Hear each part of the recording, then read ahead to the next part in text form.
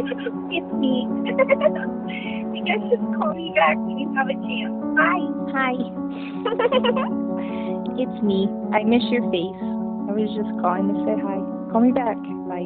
He went to North Carolina and he was trying to rehab his marriage with his wife. He said. Do you know her name at this point? Yeah. Okay.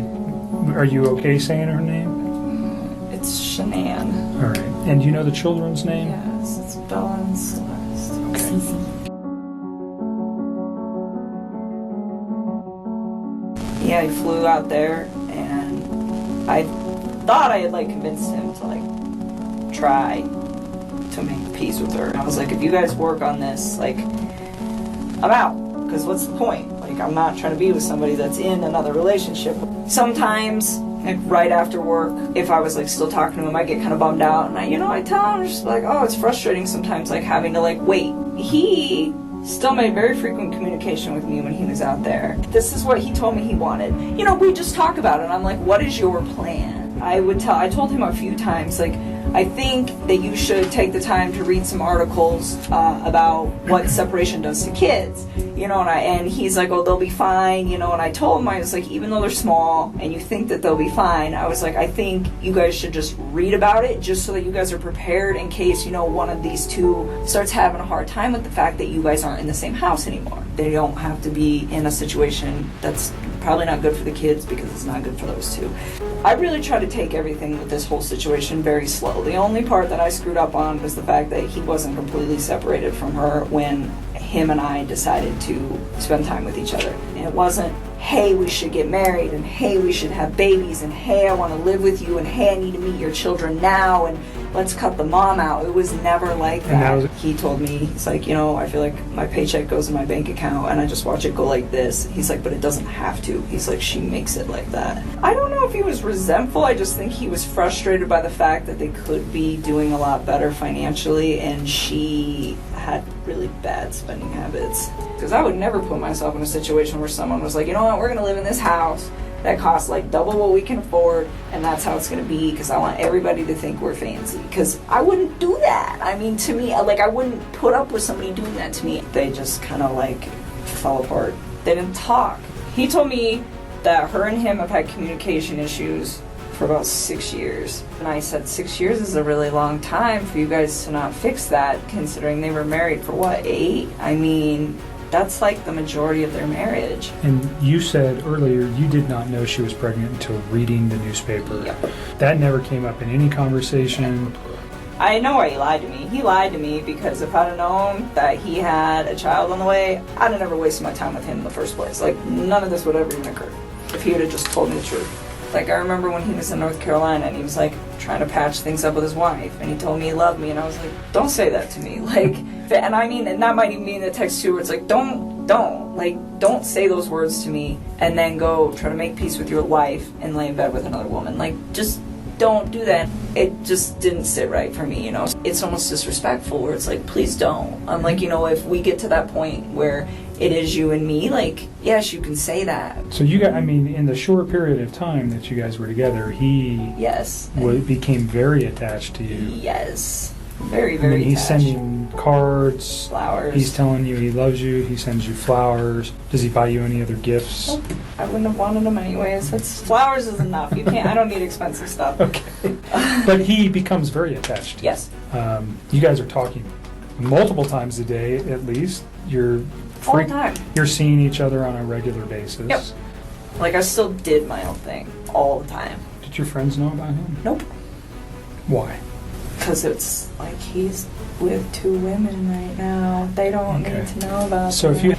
My name is about to be slandered for probably a while. I don't know how long it's going to take to heal, but I would not be surprised if it's going to be hard to go out in public sometimes for a couple of years, and that really hurts me. I'm just this is a horrible, horrible thing. How dare you, and people aren't going to understand that. They're going to say, oh, you're the woman that had an affair with this man who took out his whole family. And I take a step back and it's just I didn't know.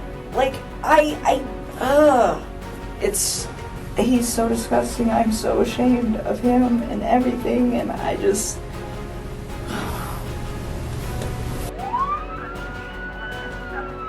I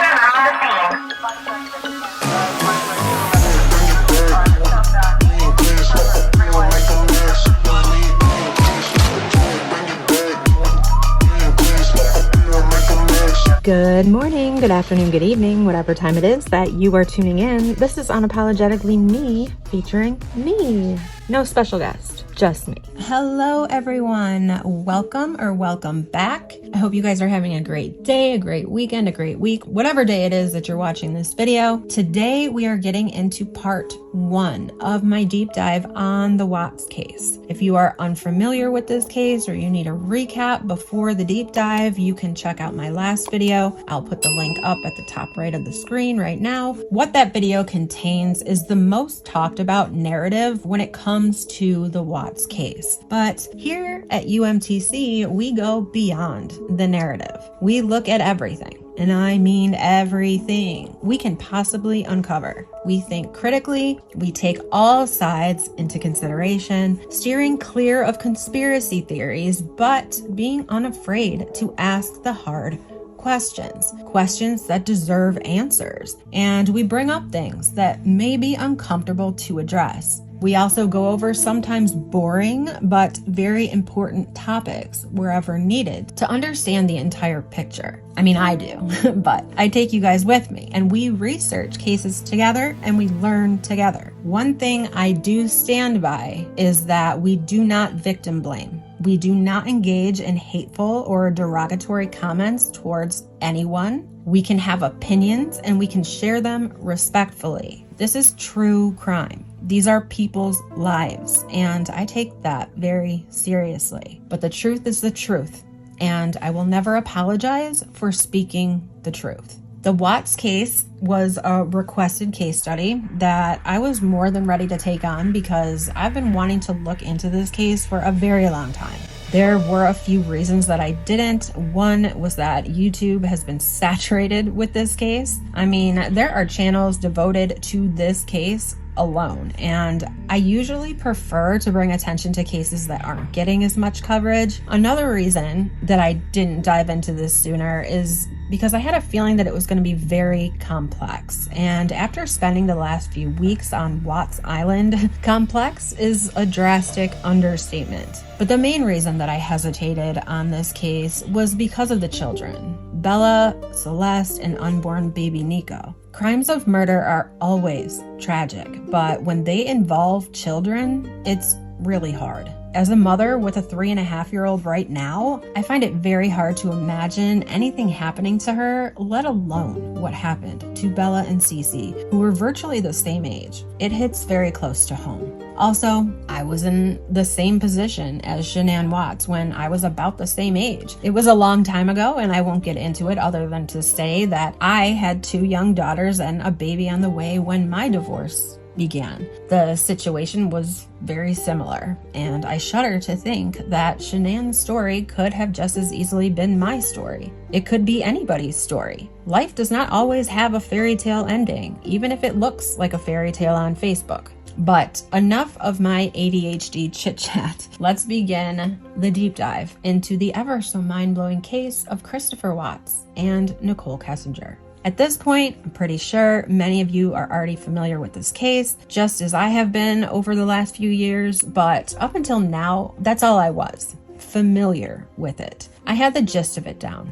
It's a filicide case where a man by the name of Chris Watts snapped one morning and annihilated his entire family, his 15-week pregnant wife, Shannan, and his 2 young daughters, Bella, 4, and Celeste, 3. Like I said, I knew it was going to be complex, but damn.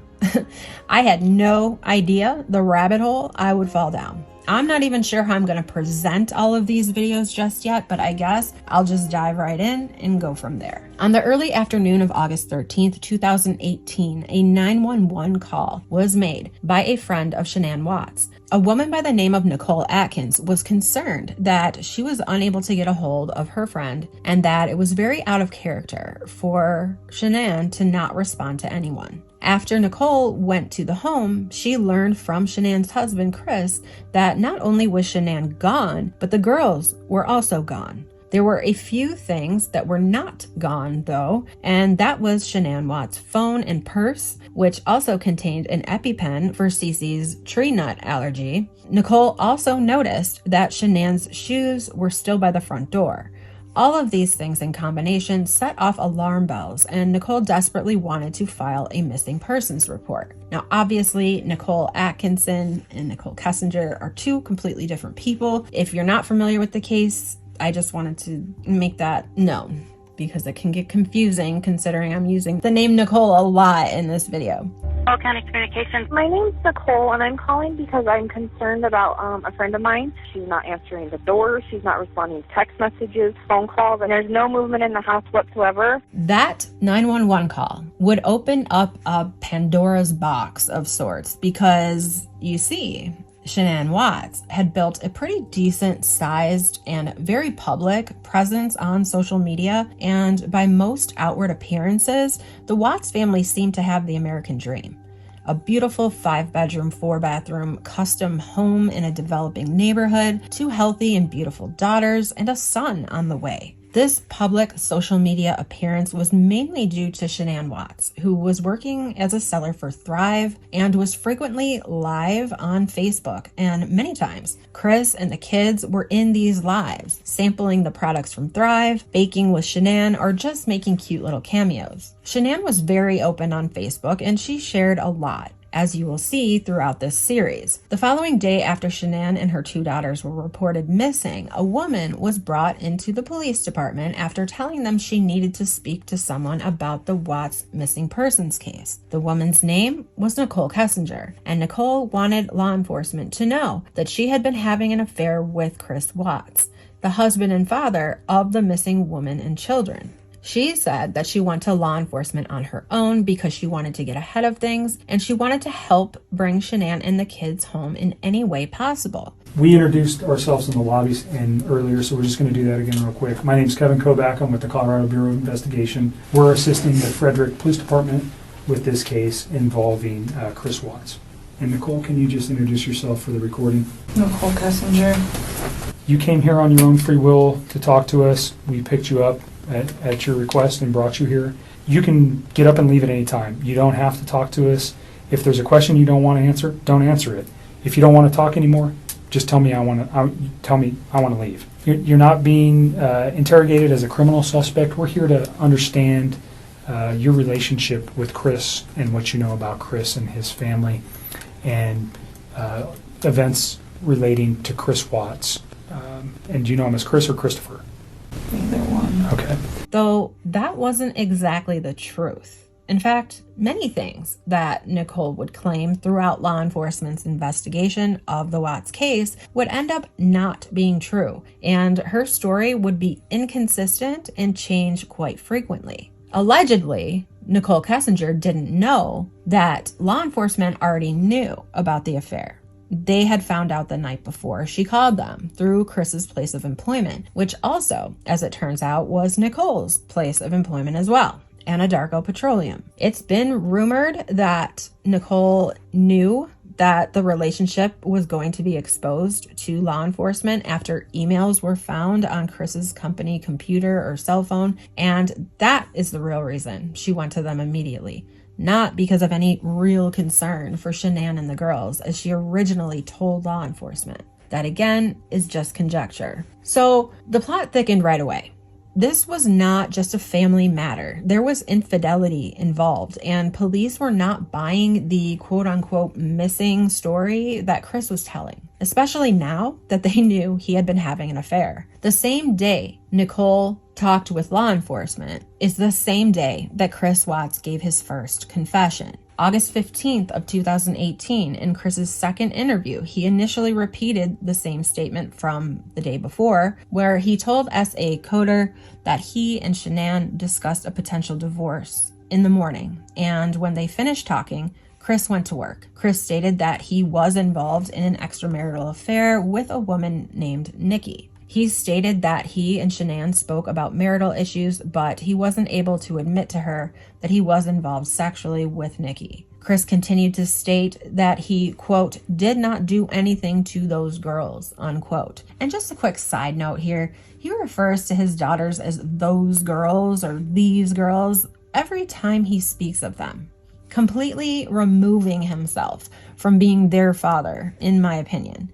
I mean, that's the way Nichol Kessinger describes his family. that woman, those girls, those two. Not once does Chris say my daughters or my girls during questioning, which I red flagged immediately. At one point during the interview, Chris asked if he could speak to his father, whom had just flown in from North Carolina, and the detectives allowed his father into the room to talk with Chris. Chris told his father that he had failed a polygraph test, and his father asked him if there was any reason that he shouldn't. His father then asked, quote, "Is there anything else you want to tell me? What is going on?" unquote. Chris told his father, quote, "I don't want to protect her. I don't know what else to say," unquote. Chris's father then asked whether Shannan hurt the girls, and Chris replied, yeah. Chris said that he heard a commotion upstairs, but he didn't think anything of it. In regards to Shannan, Chris said that in her heart, I know she knew about the affair. She was just waiting for me to say something and for me to deny it again, and she just lost it. At that point, S.A. Coder and S.A. Lee returned to the room and asked Chris if he would repeat the things that he had said to his father. Chris stated that after he had his early morning conversation with Shannan, she knew what was going on with his affair.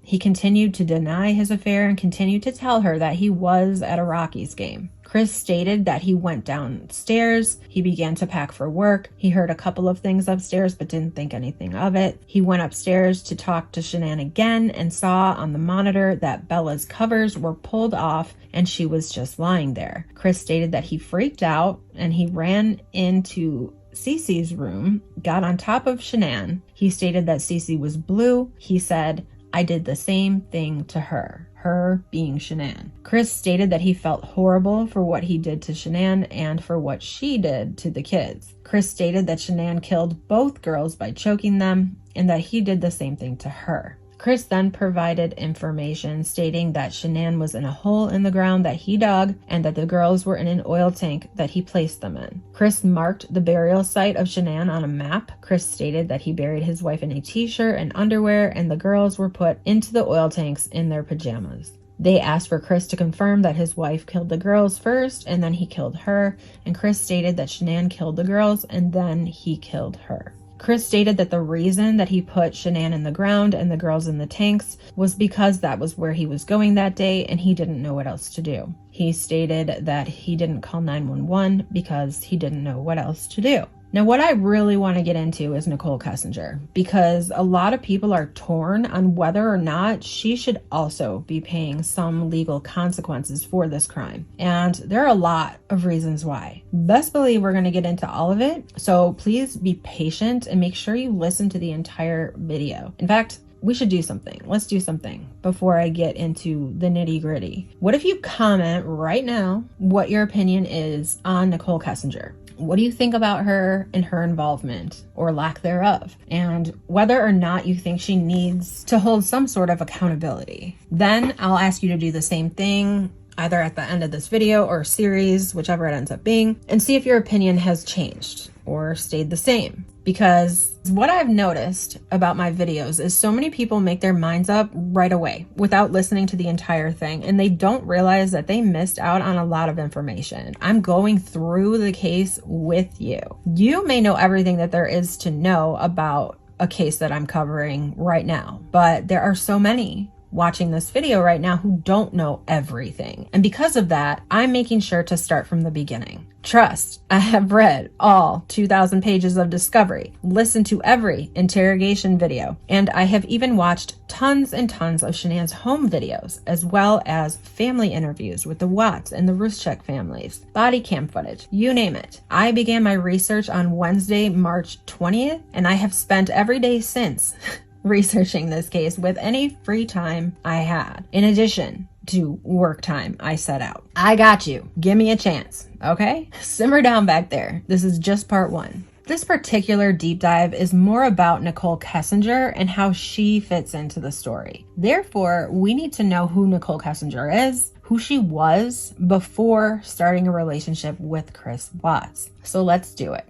Nichol Kessinger is a Colorado native. She was born in 1988 and graduated Colorado State University in 2013 with a bachelor's degree in geology. She began her career in bookkeeping with the hopes of slowly progressing to the position of geology engineer. Her father, Dwayne Kessinger, is also an engineer and is actually a pretty big deal in Colorado, from what I have seen. Most recently for his involvement in respirators to help aid COVID-19 patients back when there weren't enough respirators to go around during that surge in 2020. Now, I don't know much about that, but I do know that he was somehow involved in the engineering of field respirators, and it was because of the shortage, so it was a big deal. Many people had assumed that Dwayne Kessinger had ties to law enforcement, and that's why Nichol Kessinger wasn't ever considered a suspect or even a person of interest in the murders. But none of those claims have any solid proof to back them up. Though it is possible, I can't deny, I do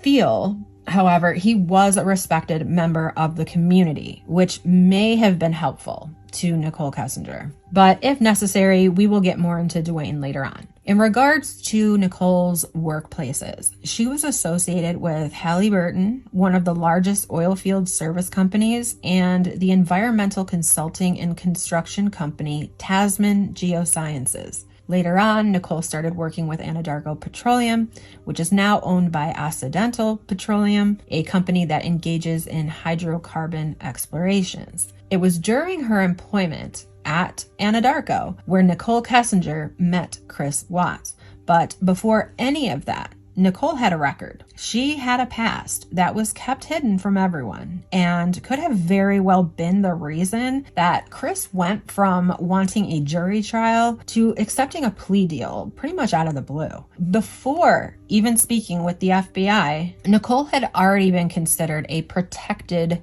witness by Frederick police. Law enforcement never verified her alibi or any information she had given them. They simply just handed her that status of protected witness. Why? I don't know. One thing I want to reiterate before I go any further is that Chris Watts took a plea deal. And I said this in regards to the Gypsy Rose Blanchard case and other cases as well. When you take a plea deal and you avoid a trial, there are a lot of things that are able to be kept from the public. They're able to be kept a secret. I have explained plea bargains as being a win-win situation in certain cases. The prosecution gets their guilty verdict, and the guilty party gets to kind of save face and not have all of their dirty laundry aired out, as it would be if there were a trial. Also, DA Michael Rourke spoke out on Nichol Kessinger's behalf, saying that they had no reason to investigate her any further, saying, quote, "This is not a witch hunt," unquote. But directly prior to this statement, he admitted that while Nichol came to the FBI of her own volition, she had in fact deleted all correspondence between she and Chris Watts, leaving them with very little data or digital footprint to go off of in regards to their relationship. Key pieces of what Chris Watts was up to the days leading up to the murder. She originally came forward and spoke to investigators on her own volition. Prior to the time, unfortunately, that she came in and spoke with investigators, she had deleted all of the information off of her phone that had any connection between her and Chris Watts. That hampered the investigation. That hampered our ability to get that electronic digital connection between the two. She was interviewed on multiple occasions. I believe that for the most part she was forthcoming in the course of those investigations. We don't have any reason to believe that she had any prior knowledge or involvement in the death of Shannan, Bella, Celeste, and Nico. I think that's the best way I can answer that. Now, I just want you guys to keep all of that in mind throughout this video, okay? I also want you to keep two words specifically in mind while watching any of NK's interviews, questioning, whatever you want to call it. Pathological liar, okay? We'll get into that during educational purposes time. I also wanted to say that there are a number of channels out there that are dedicated to this case. One of the best ones that I have seen. It's not just a Watts channel, but he does go into all of this and he's very, very good. The channel is called Behind Criminal Minds. And the one video that I watched so far is called Nichol Kessinger's Dark Past. And he does have a couple of videos on Kessinger. I'm going to put the link to that channel in the description box below. Another one is Watts the Obsession. I think the creator's name is Kelly. I've watched a lot of her videos too during this, and I'm going to continue to, because these are people that are really just looking at facts. And that's what we're about here. While we may discuss theories and we may speculate on certain things, we do that off of facts and evidence, right? We don't do that off of hearsay and rumors. So, all right, I'm gonna shut up now, but I'm gonna put those two for sure in the description box below, and any channels that I get stuff from. If I don't type it out on the screen, it'll be listed into the description box below. Okay, so where are we at? Oh yeah, that's right. Nichol Kessinger's criminal background. On September 9th of 2006, Nichol Kessinger was arrested for possession and consumption of alcohol by a minor. Not a major deal. I mean, she was 19 years old at the time, and kids will be kids, right? But this was actually her second offense. August 30th of 2006, she was charged with driving without a license, and it has a slash alcohol related. And if you notice, her BAC, or blood alcohol content, was all zeros on each charge, which means she either refused to blow, which depending on where you live can be mandatory suspension of your license. It is here where I live. Or she wasn't drinking, though consumption would suggest that she was drinking, right? Yet somehow her cases were all completely dismissed. Not even community service or probation noted. It would appear to me that she's a very lucky girl. Like, she can just do whatever she wants and not have to worry about any sort of legal consequence. Tell me how a person learns a lesson when they are never held accountable.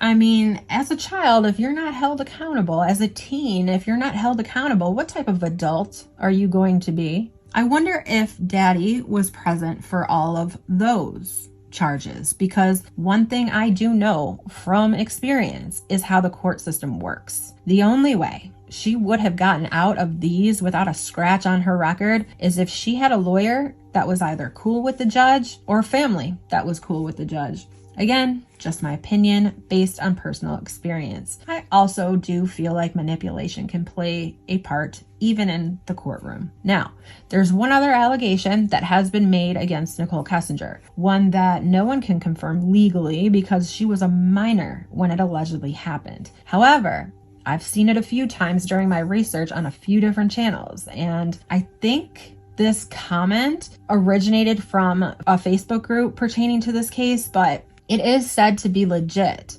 I talked about the channel Behind Criminal Minds a minute ago, and it's in one of his videos that he spoke with the person who made this comment. At least that's what I think he said, and confirmed that they were a reputable source. How? I don't exactly know, so take this with a grain of salt, take it for what it's worth, whatever. But the comment read, quote, "My wife and I were close family friends with her parents," her being Nichol Kessinger.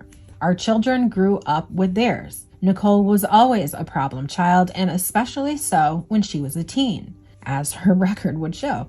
I just want to say that she stabbed me in the back with a kitchen knife and was arrested and charged with a felony. However, the judge deferred her felony conviction if she could stay out of trouble. This incident divided both families, and we have not spoken since that last court appearance. This happened in 2004 or 2005, I can't remember exactly what year, in Aurora, Colorado. Anyway, she is entirely capable of being involved in the murders. She is a narcissist and violent," unquote. Now, while there are no court records available to prove this because she was a minor and the records would have been sealed, there was also another comment with even more information posted in response by the same man. And that comment reads, quote, "I was asked to watch Bob and Rob's home while they were away on vacation, with instructions that Nichol under no circumstances was to be inside the home while they were away. My wife and Nicole's younger sister, who was staying with us, went by to get more clothing. My wife and her, I'm guessing Nicole's sister, walked in on Nicole and a guy having oral sex on the couch in the family room. After doing her best to try to remove both to no avail, she called me. Long story short, a physical altercation occurred between the male and myself, and which during that altercation, Nichol stabbed me in the back with a kitchen knife, pulled from the butcher's block. My wife interceded, getting the knife away, and both fled, but both were quickly arrested after my wife called 911, unquote. So this, again, is alleged, and the only way we may ever have it verified is if Nichol Kessinger is actually investigated, because yes, minor files are sealed from public, but they're not gone. The court would still have record of this. So if Nichol Kessinger is actually investigated, maybe that comes out. And believe me, there's a lot to investigate when it comes to Nichol Kessinger. Moving to present day, Nichol had a total of 5 interviews with law enforcement, and some of those were by phone. One of her correspondences with Detective Kobach was via text message, and she even had texted Detective Kobach at 2 a.m. asking questions. So what, you texted me about 2 a.m. and said that you remembered some other information. What did you remember? Like, just kind of odds and ends, and I'm sure there will be more as this goes on. Something that I noticed was how nonchalant Nichol was in all of these interrogations, especially the videos where you could see her body language. The August 16th, 2015 interview with her father present was especially disturbing to watch. At that time, Chris had confessed to killing Shannan, and many people believe that despite him saying that Shannan killed the girls, he had to have been the one to actually do it, that Shannan would never have done something like that. Now, Nichol does break down in that interview at about the hour and 30-minute mark, and it's very short. She recovers very quickly.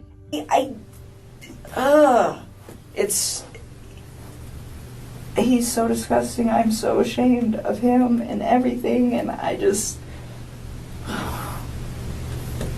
Oh, those little girls. They're so little. They're so little. We talked a little bit earlier about getting some help for these things, and we can provide that. Okay. At really no cost. Through the state. One more we just want to make sure there's resolution. Absolutely. That's why we come to you guys to pound it down until there's I'm nothing left. sorry that you're talking again today. I really am. I don't. Until Kobach makes a comment about how he doesn't want to put her through any more trauma and apologizes to her. She then whips up another batch of crocodile tears, in my opinion. She goes on to describe how little the girls are and has another breakdown where her dad gets up and has to comfort her. Because we need this video, and I am sorry, because I know it's hard to talk about it. But it's so sad, and she's pregnant. And you know, on our end, we didn't. And they're so cute. They're so little. Like, wow. Why? How? I don't even understand how you could like bring yourself to do that to somebody who's like that big.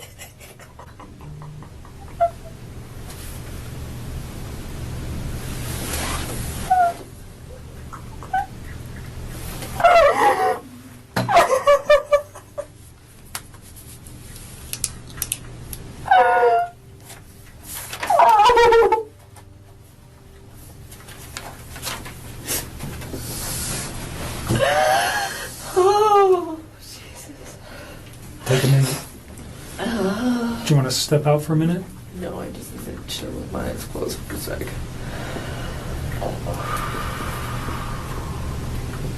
I still cannot believe this is happening.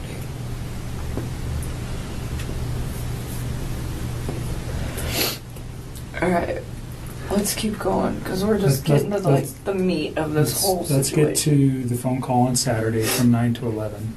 Now, I thought she never saw the girls in person. She says this. She has never seen the girls in person, and I highly doubt that Chris would have ever let her see the girls in person because, according to him, she wouldn't even allow Bella to talk to her grandfather, Chris's dad, because Shannan was fighting with them at the time, and he was afraid that Bella would tell. So I am damn near positive Chris would never have brought Nichol around the girls. But the way she puts her hand to her side here and says, quote, "They were like that big," unquote.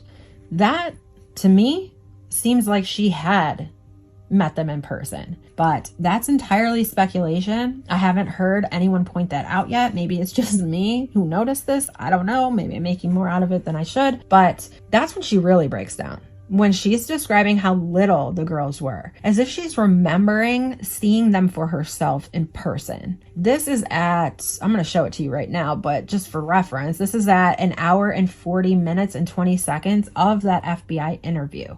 And again, this is entirely speculation. Body language is not my specialty. Anyway, she looks at the camera, she puts her face in her hands, and then looks up again to see if there are reactions, in my opinion. And then she puts her face back in her hands and sobs more. But when she finally stops, I noticed she didn't even wipe her eyes or face right after. And by 1 hour, 41 minutes and 48 seconds, she's talking like everything's fine again. I don't know. It's just what I see. She's asked about a 111-minute phone conversation that she and Chris had on Monday night. You know, the night before his whole family went missing. And Nichol describes it as just a regular conversation.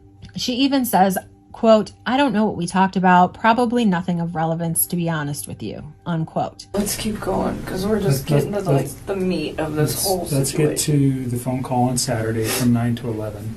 What did you guys, or pardon me, on Sunday from 9 to 11?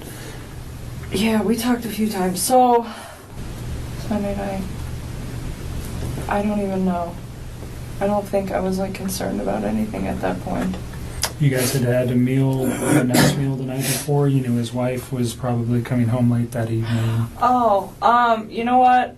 I still don't remember what we talked about. Honestly, we talk about so much random stuff. It's so hard to pinpoint some of these things. I don't remember what we talked about. I do remember that was a long phone conversation, though. We probably talked about all sorts of stuff. One thing I do remember, though, that I didn't remember earlier when I was talking to Mark. So this is where I'm starting to remember little bits and pieces. I don't remember. Yeah, I know. So the phone conversation, I don't remember what was in the phone conversation. Probably nothing of relevance, to be honest with you. Interestingly enough, this phone conversation is not in the 1,960 pages of discovery. It is not in the otherwise extremely detailed timeline.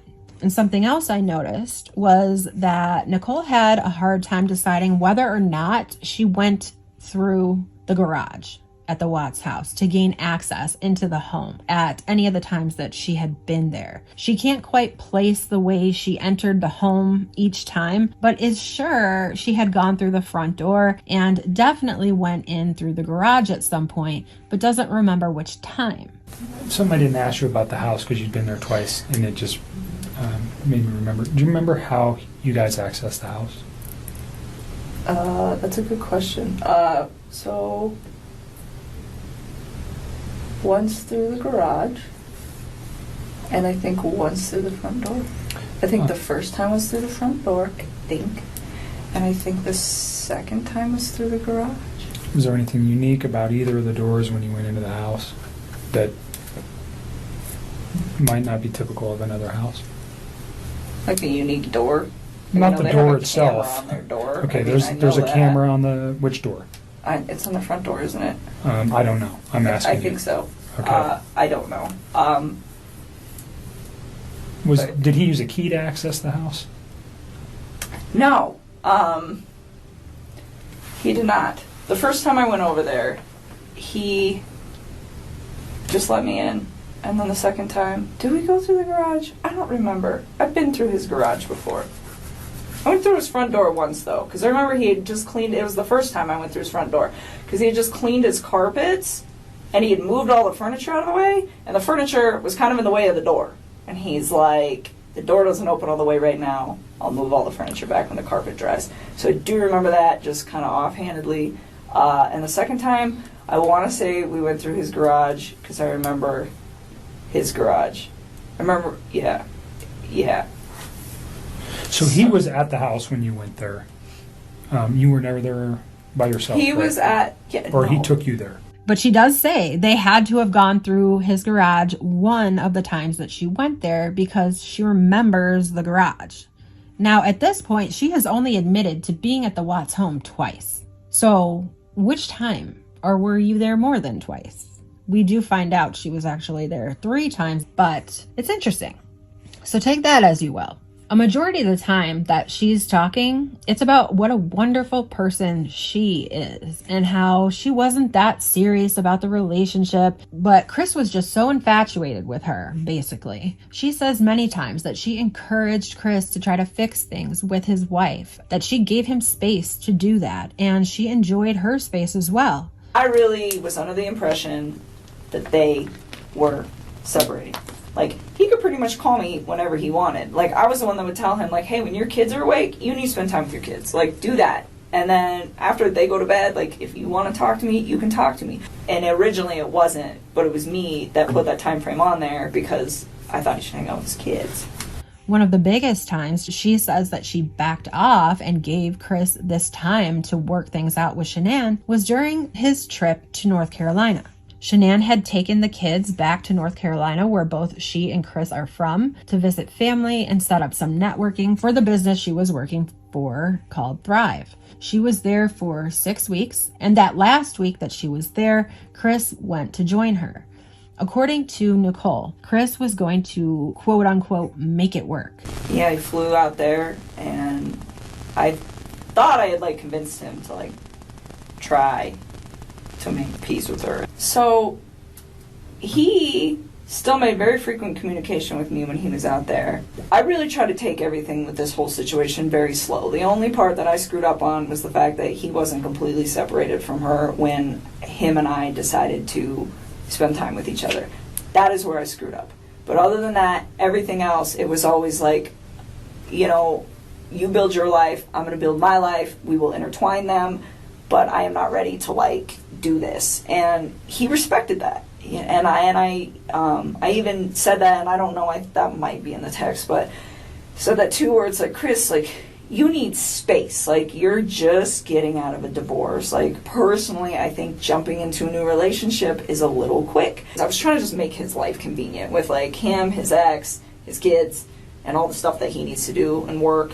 And during this trip, Nichol was going to do her own thing. She was going to give him that time to be with his family. Yet, during that week, Chris's family would give statements that he was extremely distant with Shannan. Cold, even. That he hardly talked to her at all and was even somewhat standoffish with the kids, too. I guess they had all gone out to dinner, and Chris had gotten up a few times from the dinner table and walked off. Shannan texted her good friend Addie about Chris's cold demeanor towards her, and here are some of the things she said.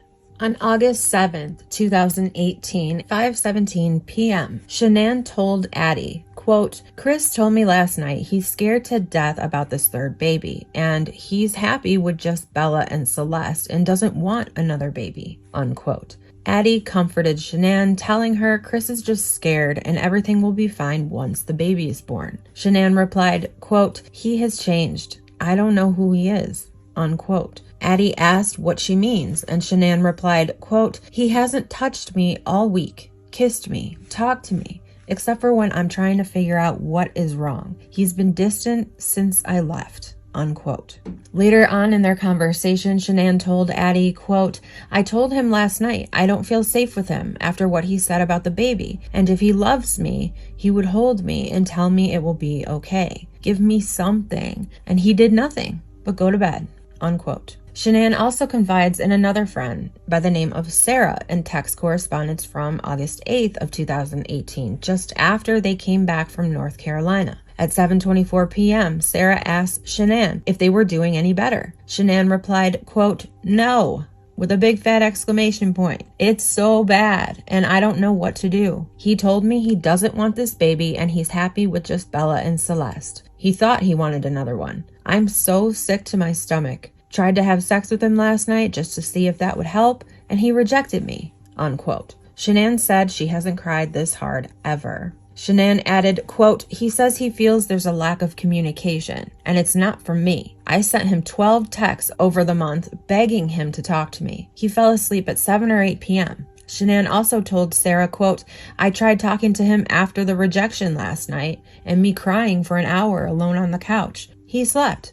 I kicked his sorry ass out of bed, and I refused to sleep on the couch anymore this week. Told him this morning not to come home today if he can't tell me the damn truth on what the hell is wrong," unquote. Shannan went on to say, "We are supposed to go to ultrasound tonight, and he doesn't want this baby. He'd abort it if I said it was okay," unquote. Now, I just want to be clear here. We don't know if he actually said that or if that's just how he's making Shannan feel at this point. I mean, clearly, if someone says that they don't want the baby that you guys are having, your mind's going to start going to crazy places. Like, well, what does that mean? You want me to end the pregnancy? And I'm sure at this point she was so pissed off and fed up that her mind had just taken over. I mean, when you're asking your partner about serious things and you're not getting any answer or any response, your mind's automatically going to start filling in the blanks. You're going to start to assume that what you're thinking is true because you don't have your partner telling you that you're wrong. You don't have your partner explaining any of this odd behavior. And in their case, this happened very quickly over a very short span of time. Shannan told Sarah, quote, "He said he's not having an affair," unquote. Sarah asked Shannan if she's certain of this, and Shannan replied, quote, "Honestly, I don't know what else would make him do a complete 360. We couldn't get enough of each other before I left," unquote. Messages like this continue between Shannan and a few of her friends. So I think it's fair to say that Chris did not try to quote unquote make it work at all in North Carolina. There are many text messages between Shannan and Chris during that North Carolina trip where it's been said by her friends that when those texts were occurring, Shannan and Chris were in the exact same room as each other, but sitting on opposite sides and just texting back and forth as opposed to actually talking. And we're going to get into those text messages and all of that a bit later on in the series. I also believe it is fair to say that Nichol Kessinger did not give Chris any space during that trip to even try to make it work anyway. Yeah, he flew out there, and I thought I had, convinced him to, try to make peace with her. And I was like, if you guys work on this, I'm out. Because what's the point? I'm not trying to be with somebody that's in another relationship, which I know that sounds silly given the whole relationship that we had in the first place, but I know what you're talking about. North Carolina. Go back to North Carolina. So, North Carolina. The entire time Chris was in North Carolina, Nichol was blowing up his phone with insecure messages and nude photos of herself. In her interview, she even made a comment about Shannan being the other woman. While Chris was in North Carolina trying to make it work with Shannan, he had sent a text message to Nichol telling her, "I love you." She told law enforcement her reply to that text message was, quote, "Don't tell me you love me and then go lay in bed with another woman," unquote. I really try to take everything with this whole situation very slow. The only part that I screwed up on was the fact that he wasn't completely separated from her when him and I decided to spend time with each other. That is where I screwed up. But other than that, everything else, it was always you build your life, I'm going to build my life, we will intertwine them, but I am not ready to do this. I even said that, and I don't know, that might be in the text, but said that too, where it's Chris, you need space. You're just getting out of a divorce. Personally, I think jumping into a new relationship is a little quick. It's I was in a relationship earlier this year, and I think this is also a little quick. And I'm so why don't we take our time? I don't even want to see you every day. I'm I think we should spend a few days of that together. I'm because I like my space, and I think you need your space. I think you need your space to develop your identity again and get it back, because I think he's just been so wrapped up in this whole thing that he's got in his own life and his life that he doesn't remember probably what it's to be single or have time, where it's just him. Sure. And so I was just like, embrace that. I think it's a beautiful thing. And I really try to, take it smart with all that. And it was the same thing with his kids. And he wanted to see me more. I was the one who wanted my space. I was like, nope, your kids are home. Go hang out with your kids. And even on Wednesday, I cut it short. He came and hang out with me for a few hours, and then I was like, go chill with your kids. We got along really well. He gave me my space when I needed it. I gave him his. Whenever they were home, I made sure that I wasn't a presence in his life so that he could be the best dad that he needed to be. And, I thought what we had, it was very comfortable for me. I enjoyed it. I think he did very much as well. You guys, 6 to 8 weeks, 2 months, whatever it was, you guys had an intimate relationship during that time? Yes. Okay. So you're pretty serious. Did he ever tell you that he loved you? Yes, he did. Did you ever tell him the same? A couple times. Okay. Notwithstanding that today, because those thoughts may have changed for you, but on, let's go Sunday into Monday or Monday, did you still love him on those days? I think it was something where it was I said it a few times and I meant it, but he definitely felt the urge to say it to me a lot more than I did to him, because it was just all very new to me, and it was take your time with this. You don't need to rush that, I remember when he was in North Carolina and he was trying to patch things up with his wife, and he told me he loved me, and I was like, don't say that to me. Please go try to fit. And and that might even be in the text too, where it's don't say those words to me and then go try to make peace with your wife and lay in bed with another woman. Hold up. Hey. You mean his wife? That you yourself said to try to make it work with? See what I mean about contradictions and Nichol Kessinger? At the beginning of this investigation into Chris, Detective Kobach was the detective who was assigned to question Nichol Kessinger. Throughout his entire time speaking with Nichol, Detective Kobach never obtained any real information from Nichol. And the info he did receive that was so blatantly obvious to everyone else within her questioning either went unnoticed by Kobach, which I find hard to believe, or ignored. I also found it to be extremely strange that Nichol's alibi was never confirmed by law enforcement. Let me just break this down in general terms, okay? A woman comes forward saying that she's the mistress of a man whose entire family has just been murdered. That man is the prime suspect of the crimes. And the mistress says she's going to help in any way she can, including giving up her phone if necessary. She admits to speaking with the suspect all the way up until now through voice and text. Yet, when she's asked the following day for that phone, she admits to deleting everything between herself and the prime suspect. Not only that, she becomes hesitant to even give the phone up still. No matter what her explanation, that would in any other case be classified under obstruction of justice. The witness intentionally deleted information in an ongoing murder investigation. Period. Then the witness gives a name of someone who can verify her alibi, yet refuses to give that person's last name or phone number. During the witness questioning, she says many things that are contradictory or inconsistent, but is never required to explain these inconsistencies. The witness hands detectives a motive on a silver platter, she herself being part of that motive. You said earlier you did not know she was pregnant until reading the newspaper. Yep. I know why he lied to me. He lied to me because if I'd have known that he had a child on the way, I'd have never wasted my time with him in the first place. None of this would ever even occur if he would have just told me the truth. Like you just said, if I knew his wife was pregnant, I wouldn't be in this picture. Forgive me, but if he takes her out of the picture, you're never going to know that she was pregnant, right? What do you mean takes her out of the picture? If he murdered her, she's out of the picture. You're never going to know if she was pregnant. If he can get away with murder, you're not going to... I got divorced from my wife. You say, do you understand what I'm saying here? If she's gone... But this... Don't lead. Hypothetically. Please. Yeah. Don't hypothetically. lead on. If she... Okay. You understand where I'm going. If right, you didn't know... You're leading into right. questions that are nothing with your... If you didn't know, though... Wait, Nick. That she was there. Did you hear what I said?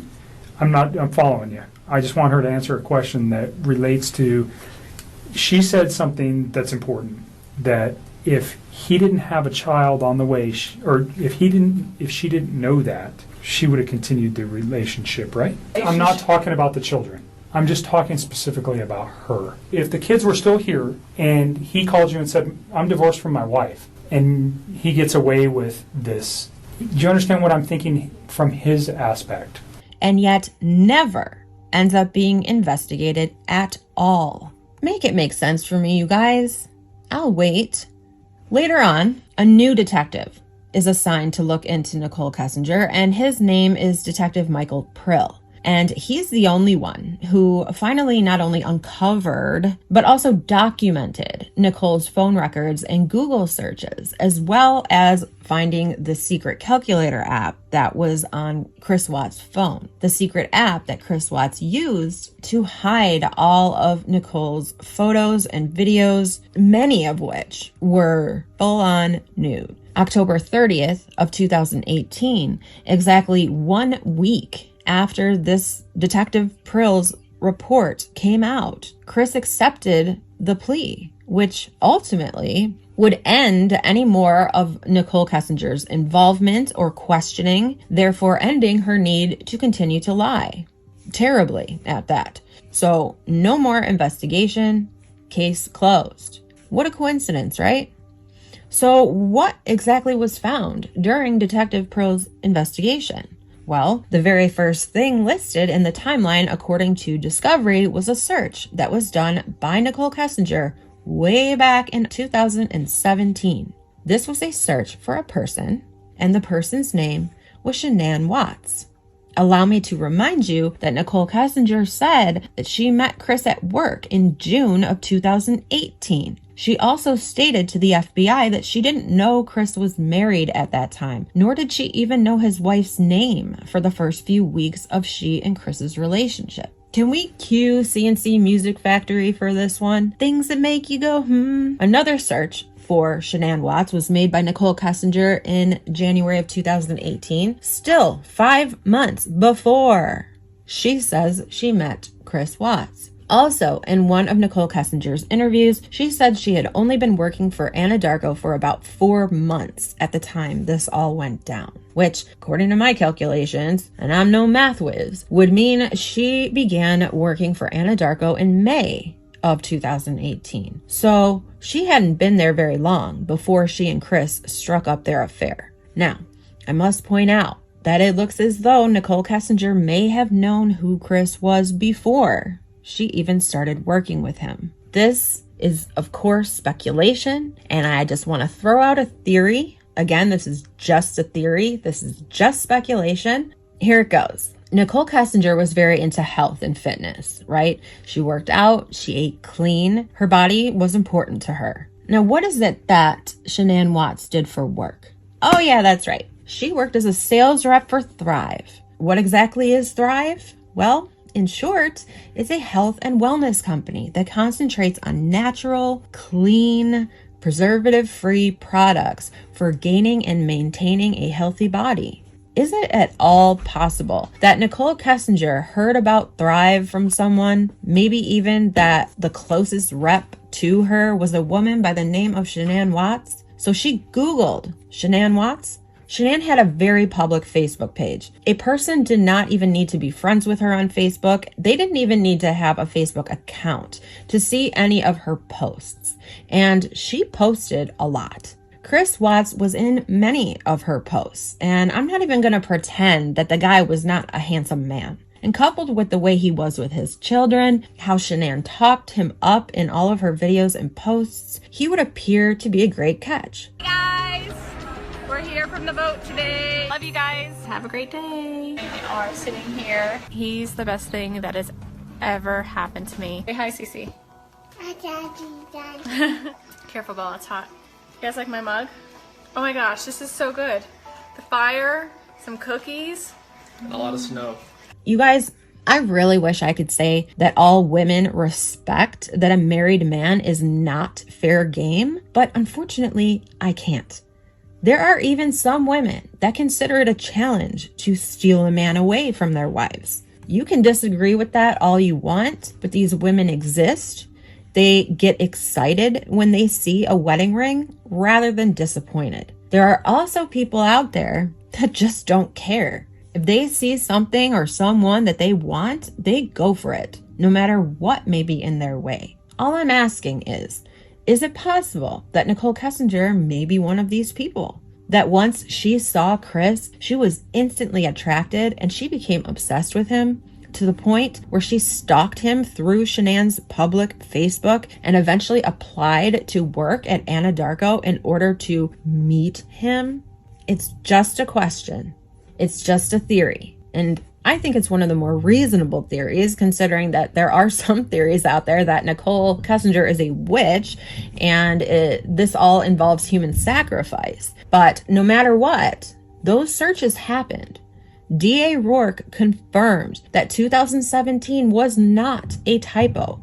That first search for Shannan Watts happened, and it happened in 2017. We're going to move on. I'm going to end part 1 now because I really don't want these to be longer than an hour. And with all the inserts that I'm putting in of interviews and things like that, I just want to make sure that we're not getting crazy here because I really wanted to keep each part under an hour and a half for sure. So I'm not sure where we're at right now, but once I start adding in interviews and things, it tends to get pretty long. So we're going to end part 1 right now. Stay tuned for part 2. Like I said, this is a series. It's a deep dive and there's going to be a lot of parts to it. I'm not sure how many. At first I said 3. It's probably going to be more than that.